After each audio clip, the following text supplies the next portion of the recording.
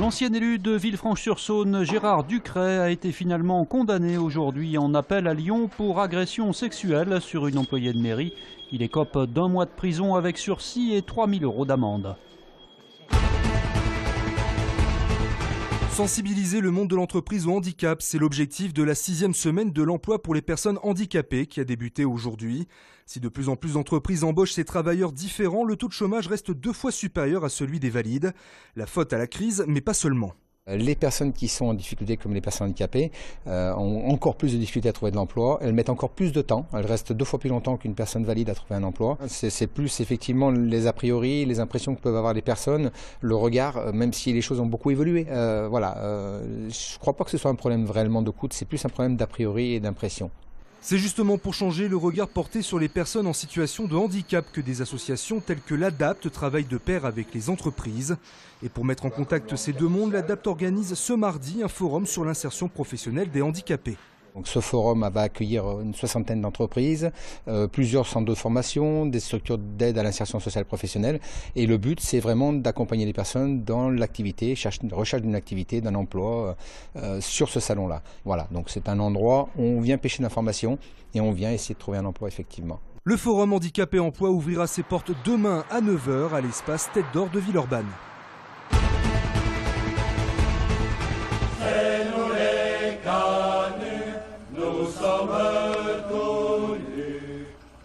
Le chant des canuts s'est élevé durant quelques secondes cet après-midi à la Croix-Rousse. La statue de Citonne, jusqu'ici installée square des Gens, a été déplacée.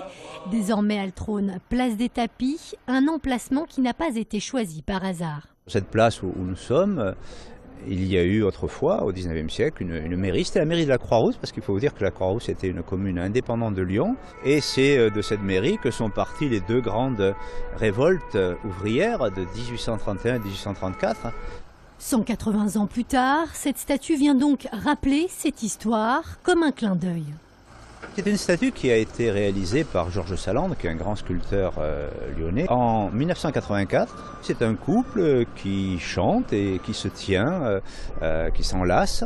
Et ce couple évoque évidemment tout ce qui s'est passé dans ce quartier, surtout au XIXe siècle. Débutée tôt ce matin, l'opération de déplacement aura nécessité la mise en place d'un dispositif particulier.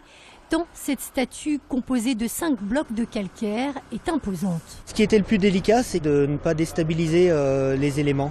Surtout qu'a priori, le sculpteur nous a confirmé que les éléments n'étaient pas goujonnés entre eux. Mercredi prochain, le chant des canuts sera rejoint par une autre statue de Salandre, plus petite celle-là, le Printemps, sur cette place des Tapis qui sera, elle, entièrement terminée dans quelques semaines. Une idée de sortie insolite maintenant, la basilique de Fourvière propose depuis bientôt 15 ans de partir à la rencontre de ces lieux cachés. L'occasion pour les visiteurs de découvrir autrement ce monument inscrit au patrimoine de l'humanité. Traditionnellement, les gens font la visite dans l'intérieur de la basilique pour voir les mosaïques, les vitraux, etc. Alors que là, nous allons nous retrouver sous les toits, sur les toits également, dans la tour du Carillon, donc des lieux où on ne va pas habituellement. C'est en ce sens-là qu'on peut dire qu'elle est insolite. Au bout de cet escalier, une vue à couper le souffle de 360 degrés. Au total, comptez entre 1h à 1h30 pour cette visite insolite de la basilique. L'Asvel renoue avec le succès. Après une série de 4 défaites, les Villeurbanais sont finalement allés s'imposer à Boulogne-sur-Mer 90 à 99 pour le compte de la 8e journée de Pro A. Dès le début de la rencontre, la Green Team a fait valoir ses qualités offensives avant de lever le pied.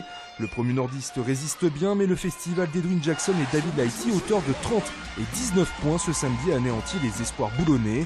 Une première victoire sous les commandes de Nordingrid qui permet à l'Asvel de respirer et de remonter à la 14e place du classement. Reste à voir si c'est bien l'électrochoc attendu par Tony Parker. Prochain test ce mercredi en Eurocoupe face à Quakenbrück.